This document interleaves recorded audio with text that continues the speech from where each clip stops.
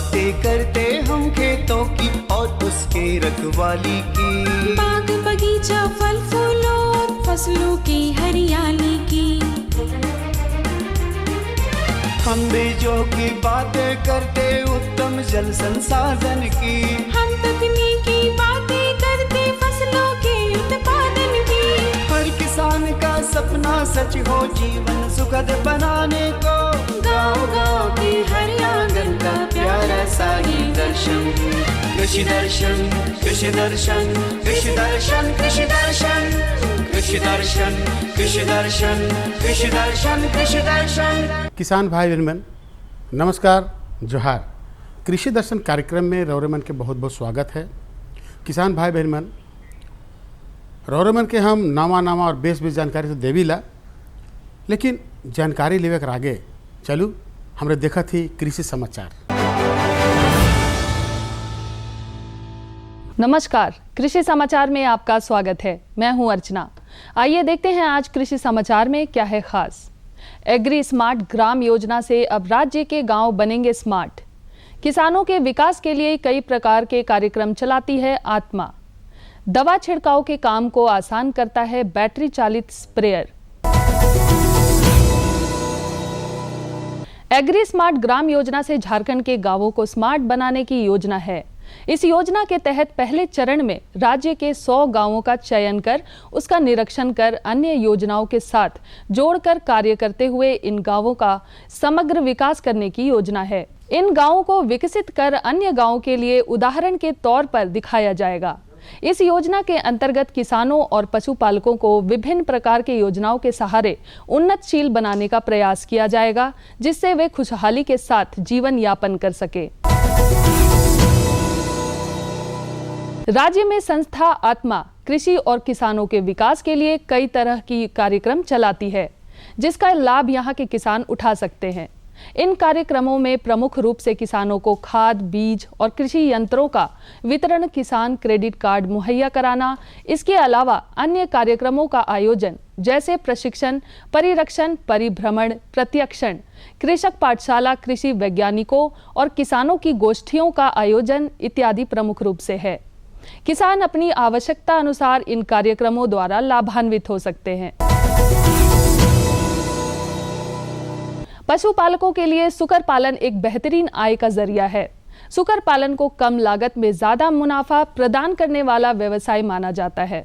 इस व्यवसाय से ज्यादा लाभ प्राप्त करने के लिए सुकर के उन्नत नस्ल झारसुक का पालन करना बेहतर होगा। सुकर की यह नस्ल BAU रांची झारखंड द्वारा तैयार किया गया है। झारसुक नस्ल के सुकर बिरसा कृषि विश्वविद्यालय रांची द्वारा विकसित किया गया है। देसी और ब्रिटिश नस्ल टेम बर्थ नामक सुकर से संकरित कर झारसुक नस्ल को विकसित किया गया है। यह नस्ल 8 से 10 महीने में पूरी तरह से तैयार हो जाता है। साथ ही इसकी प्रजनन क्षमता भी अच्छी होती है। एक बार 8 से 12 बच्चे तक देती है।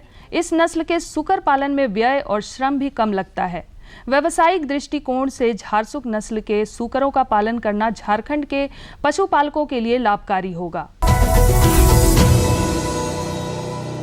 यदि भिंडी की फसल में फली छेदक कीट का प्रकोप हो तो हमारे कृषि विशेषज्ञों की राय है कि रासायनिक दवाओं के बजाय जैविक दवाओं का प्रयोग करना बेहतर साबित होगा। कृषक बंधु भिंडी के फली छेदक कीटों के नियंत्रण के लिए नीम आधारित कीटनाशक का प्रयोग कर सकते हैं। ये फसल की सेहत और हमारे सेहत के लिए भी बेहतर है। फसलों पर विभिन्न प्रकार के तरल दवाओं का छिड़काव आमतौर पर कृषकों को करना होता है। दवा छिड़काव के कार्य को बेहतर तरीके से करता है ये बैटरी चालित स्प्रेयर। ये स्प्रेयर तरल दवाओं का फसलों पर उच्च दाब पर छिड़काव करता है और दवा को एक समान पूरे फसल पर फैलाता है, जिससे दवा की बर्बादी नहीं होती है। चूंकि ये यंत्र बैटरी से चलता है, इसलिए दवा छिड़कने में श्रम बिल्कुल भी नहीं लगता। इसका बैटरी रिचार्जेबल होता है। एक बार चार्ज करने पर लगभग 10 से 12 घंटे तक इससे काम लिया जा सकता है। और अब एक नजर राज्य के कुछ प्रमुख शहरों के मौसम के मिजाज पर। आज राज्य के कुछ प्रमुख शहरों के तापमान इस प्रकार दर्ज किए गए। रांची अधिकतम 34 डिग्री सेल्सियस, न्यूनतम 20 डिग्री सेल्सियस। देवघर अधिकतम 37 डिग्री सेल्सियस, न्यूनतम 19 डिग्री सेल्सियस। जमशेदपुर अधिकतम 37 डिग्री सेल्सियस, न्यूनतम 22 डिग्री सेल्सियस।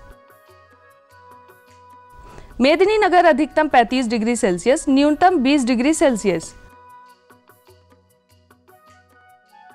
धनबाद अधिकतम 37 डिग्री सेल्सियस, न्यूनतम 19 डिग्री सेल्सियस। कृषि समाचार में आज इतना ही। कोरोना संक्रमण पूरी तरह से समाप्त हो, इसलिए कोरोना का टीका अवश्य लें। साथ ही दोनों डोज लेने के बाद टीके का बूस्टर डोज भी लेना जरूरी है।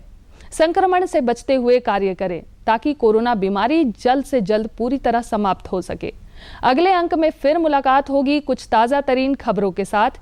तब तक के लिए दीजिए इजाजत। नमस्कार, जोहार। किसान भाई बहन, कृषि समाचार में रोरेमन तकनीक कर बारे में, उपकरण कर बारे में, मौसम कर हाल कर बारे में, मंडी भाव कर बारे में और कृषि संबंधी नवा जानकारी मिलक। एखन बेरा हो जा है एक छोटा सा विराम के। हम विराम के बाद घूर के आवा थी और रोरेमन के जानकारी देवा थी।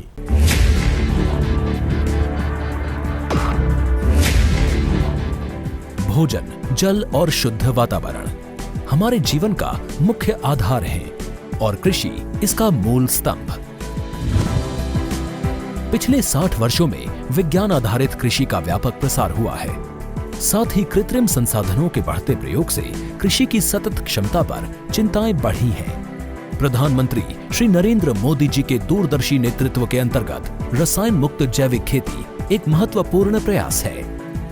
रसायन मुक्त जैविक खेती को बढ़ावा देने के लिए 5 वर्ष पूर्व सरकार ने परंपरागत कृषि विकास योजना तथा उत्तर पूर्व भारत में जैविक मूल्य श्रृंखला योजनाएं आरंभ की। ऑर्गेनिक फार्मिंग को देश भर में बढ़ावा देने के लिए सरकार अनेक प्रयास कर रही है। इसके लिए परंपरागत कृषि विकास योजना के तहत काम किया जा रहा है। न सिर्फ ऑर्गेनिक फार्मिंग को बल दिया जा रहा है, बल्कि उसके लिए वैल्यू एडिशन और मार्केट की व्यवस्था भी की जा रही है। भारत सरकार एवं किसानों के सम्मिलित प्रयासों से आज देश के लगभग 36 लाख किसान 38 लाख हेक्टेयर क्षेत्र में जैविक खेती कर रहे हैं।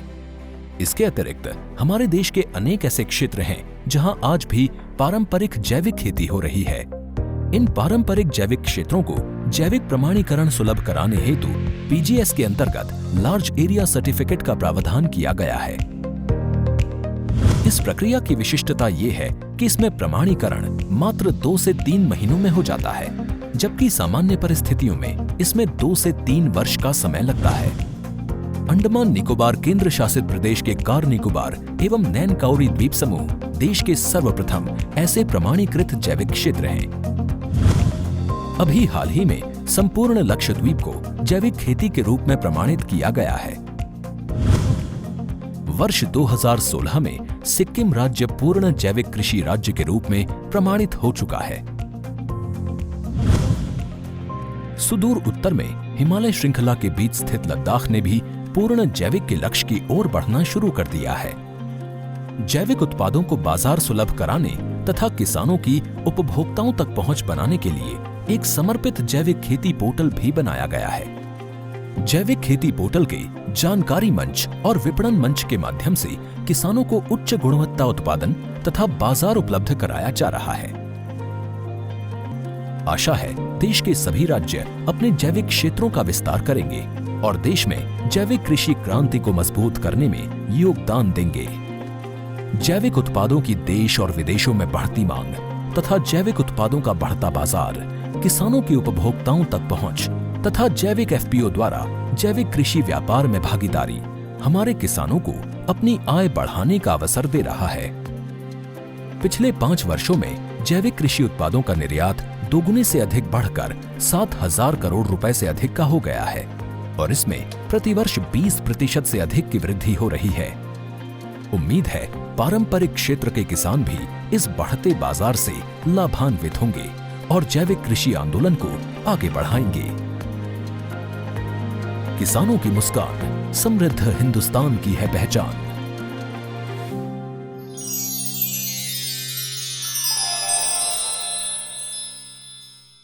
विराम के बाद रौरेमन के एक बार फिर से स्वागत है। तो चलू अपन कार्यक्रम के आगे बढ़ाती जानकारी की ओर।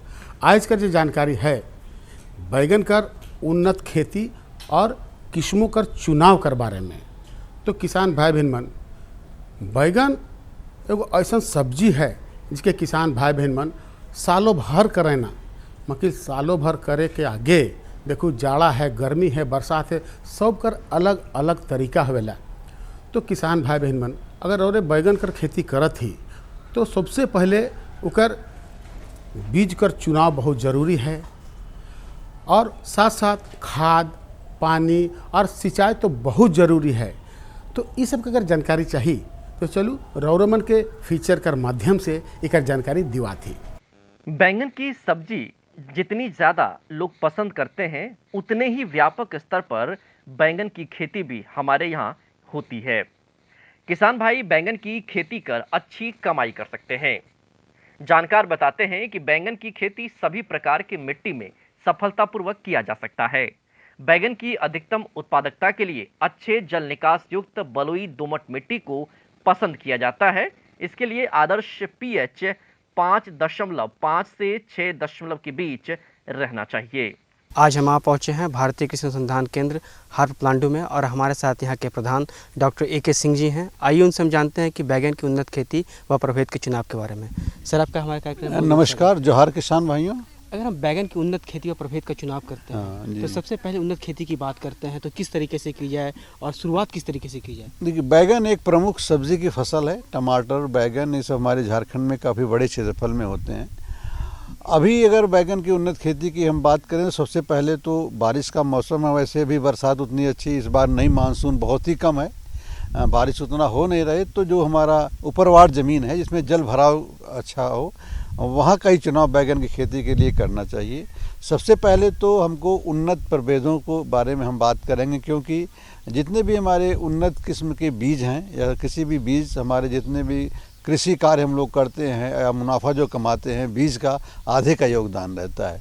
तो उन्नत बीज, और हमारे झारखंड प्रदेश की मिट्टी अम्लीय है, यहाँ पे जीवाणु मुरझा रोग काफ़ी बड़े पैमाने पे आता है। इसलिए हम लोग उन्नतशील किस्मों का विकास अपने इस अनुसंधान केंद्र प्लांडू रांची से हम लोगों ने जीवाणु मुरझा रोग अवरोधी किस्मों का विकास यहाँ से किया है।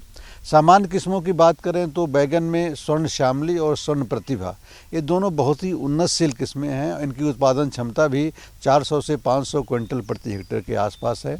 दोनों किस्में जीवाणु मुरझा अवरोधी हैं। इसी तरह से हम लोग संकर बैगन हाइब्रिड अगर की बात करें, हाइब्रिड किस्मों की प्रजातियों की बात करते हैं तो स्वर्ण शक्ति और स्वर्ण नीलिमा ये बहुत ही अच्छी उन्नतशील अधिक उपजाऊ देने वाली किस्में हैं। ये भी जीवाणु मुरझा अवरोधी हैं। तो इन किस्मों का चुनाव हम लोग किसान भाइयों के लिए किए हैं, और ये किस्में यहाँ की जलवायु में ही विकसित हुई हैं। और इनका हमारा जो संकर किस्म की उत्पादन क्षमता तो 80 से 90 टन तक है प्रति हेक्टेयर, काफ़ी दुगनी है करीब जो हमारी सामान्य किस्में हैं, और जीवाणु मुरझा रोग भी नहीं आता है। बेहतर उत्पादकता के लिए बीज बोने से पहले और अंतिम जुताई के बाद खूब अच्छी तरह से सड़ी गोबर की खाद को मिट्टी में मिला देना चाहिए। अन्य जैविक खाद जैसे कि सड़ी हुई कंपोस्ट को भी मिट्टी में मिलाया जा सकता है। विशेषज्ञ कहते हैं कि बुआई का समय और मौसम काफी हद तक कृषि जलवायु परिस्थितियों और खेतों के क्षेत्रों पर निर्भर करता है। देखिए साहब, आजकल बैगन और टमाटर की खेती हमारे प्रदेश में नहीं, करीब करीब हर जगह पे पूरे वर्ष हो रही है, क्योंकि गर्मी के मौसम में भी उपज देने वाली अधिक तापक्रम को सहने वाली किस्मों का विकास हो चुका है। अभी अगर हम झारखंड की बात करें तो अभी किसान भाई जो कि बिजड़ा डाल चुके होंगे वो तो ठीक है, जो बिजड़ा नहीं डाले हैं अभी एकदम सही समय अभी भी है। अगर वो प्लास्टिक की प्रोट्रेज में बिजड़ा डालेंगे तो हमको लगता है 3 सप्ताह में उनकी पौध तैयार हो जाएगी।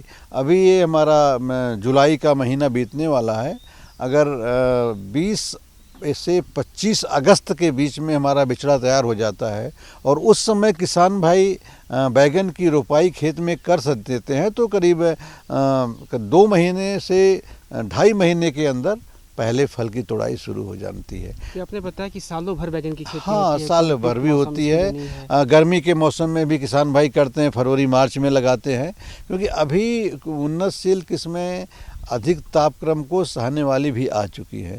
तो गर्मी के मौसम में, बरसात के मौसम में, हमारे झारखंड में चूँकि पाला नहीं पड़ता है, दिसंबर जनवरी के महीने में भी तापक्रम इतना कम नहीं हो जाता है कि पाला जैसी स्थिति आ जाए, क्योंकि अधिक टेम्परेचर कम होने पे भी पौधा पूरा मर जाता है। इसलिए जो मैदानी क्षेत्र दूसरी जगहों पे हम लोग दिसंबर जनवरी के महीने में फसल खेत में न रहे, उस तरह से व्यवस्था की जाती है। अगर बैंगन की अच्छी पैदावार किसान भाई चाहते हैं ताकि बढ़िया कमाई हो और पर्याप्त पोषक तत्वों की भी व्यवस्था होनी चाहिए, इसलिए ये भी सलाह दी जाती है कि 1 हेक्टेयर के खेत में 120 से 150 किलोग्राम नाइट्रोजन, 60 से 75 किलोग्राम फास्फोरस और 50 से 60 किलोग्राम पोटाश डालनी चाहिए। 200 से 250 क्विंटल गोबर की खाद भी जरूर डालनी चाहिए। हालांकि ये खेत और उस इलाके पे निर्भर करता है कि मात्रा कितनी होनी चाहिए। खेत की तैयारी के लिए ऊपरवार ज़मीन का चुनाव करें, 2 से 3 बार हल जुताई करके उसमें हम लोग लाइन से लाइन की दूरी 60 सेंटीमीटर और पौधे से पौधे की दूरी करीब 45 से 50 सेंटीमीटर रखते हैं। आजकल खरपतवार को नियंत्रण के लिए ऊंची उठी हुई क्यारियों पे पौधों की रोपाई बहुत ही आवश्यक है। प्लास्टिक मल्च का प्रयोग हम लोग करते हैं और बीच उचित दूरी पर प्लास्टिक बीच में से उसका चीरा लगा के हटा देते हैं और उस पौधे को लगाते हैं। इससे क्या होता है कि प्लास्टिक मल्च का प्रयोग करने से खरपतवार नियंत्रण की एक समस्या, जो बहुत बड़ी समस्या है, वो ख़त्म हो जाती है और किसान का लागत भी कम आता है। और साथ साथ टपकन सिंचाई विधि का प्रयोग भी प्लास्टिक मल्च के साथ देने से हमारे, चूँकि झारखंड में पानी की कमी है, नवंबर दिसंबर के महीने में जो हमारा संरक्षित जल होता है उसका प्रयोग किसान भाई टपकन सिंचाई विधि से कर सकते हैं। और करीब 70% तक हम लोगों ने देखा है कि जल की बचत टपकन सिंचाई विधि से होती है। और हमारा भारत सरकार और राज्य सरकार भी करीब 90% तक का अनुमान, 80 से 90% तक की छूट टपकन सिंचाई विधि के लगाने पे किसान भाइयों को दी जा रही है।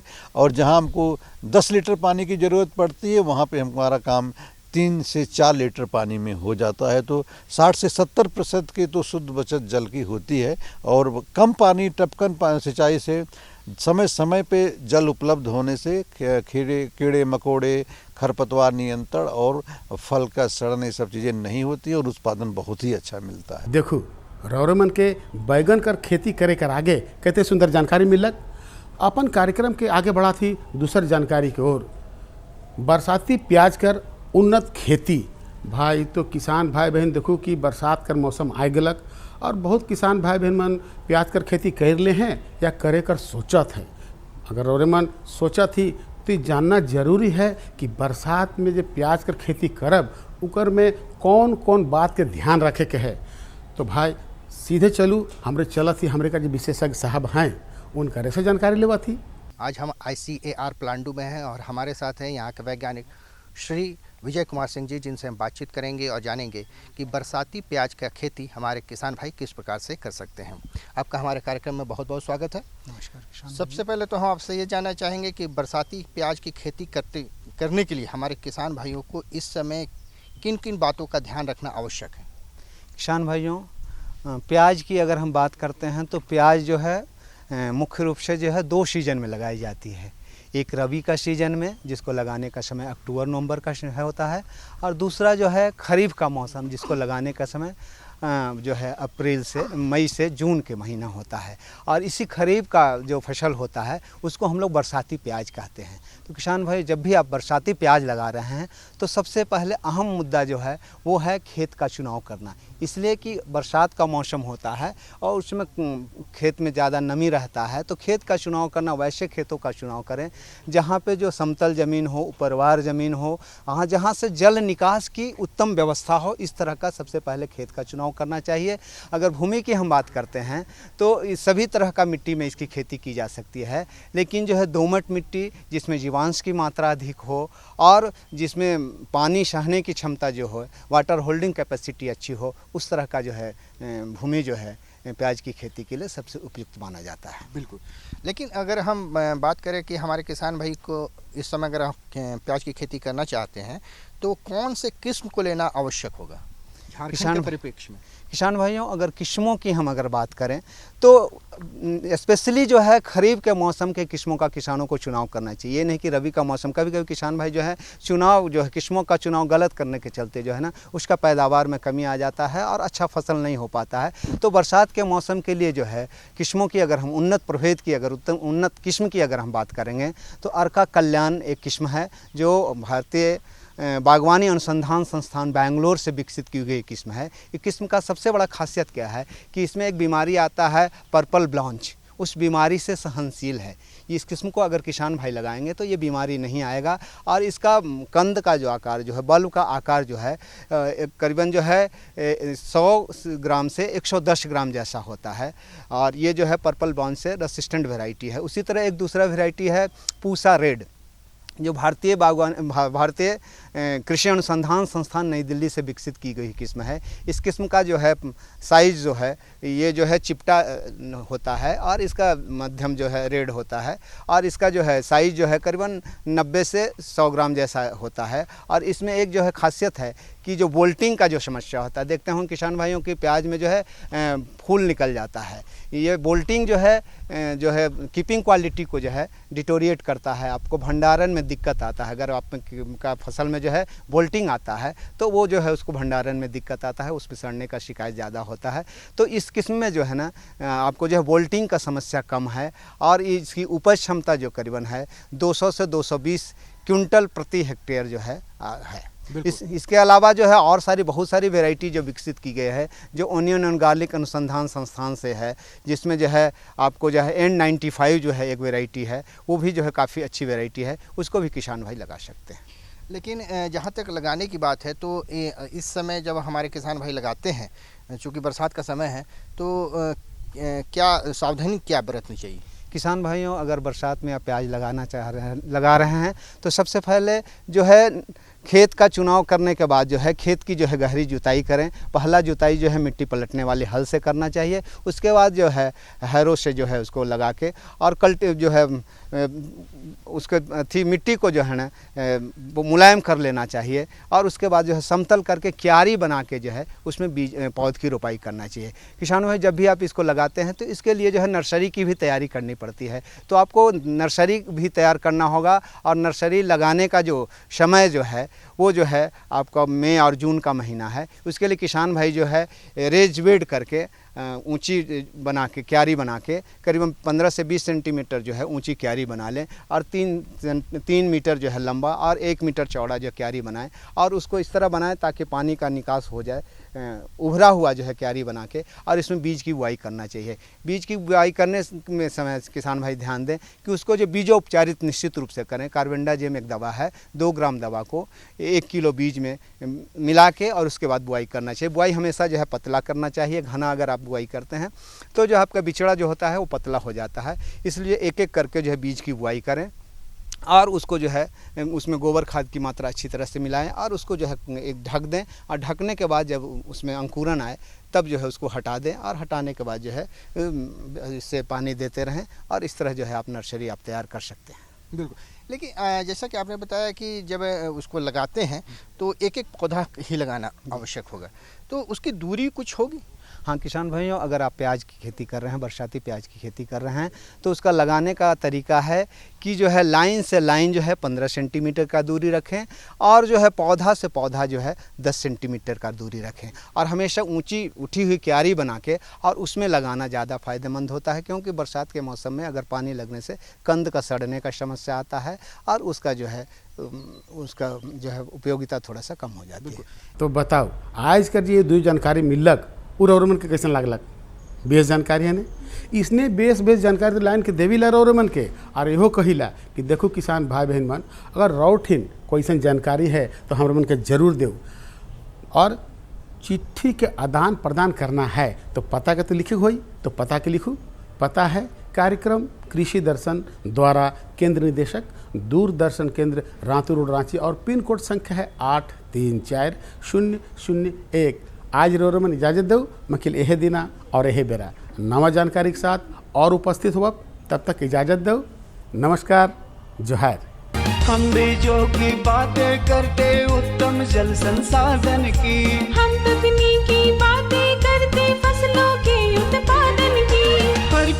का सपना सच हो, जीवन सुखद बनाने को। गाँव-गाँव के हर आंगन का प्यारा सा ये दर्शन। कृषि दर्शन, कृषि दर्शन, कृषि दर्शन, कृषि दर्शन, कृषि दर्शन, कृषि दर्शन, कृषि दर्शन, कृषि दर्शन।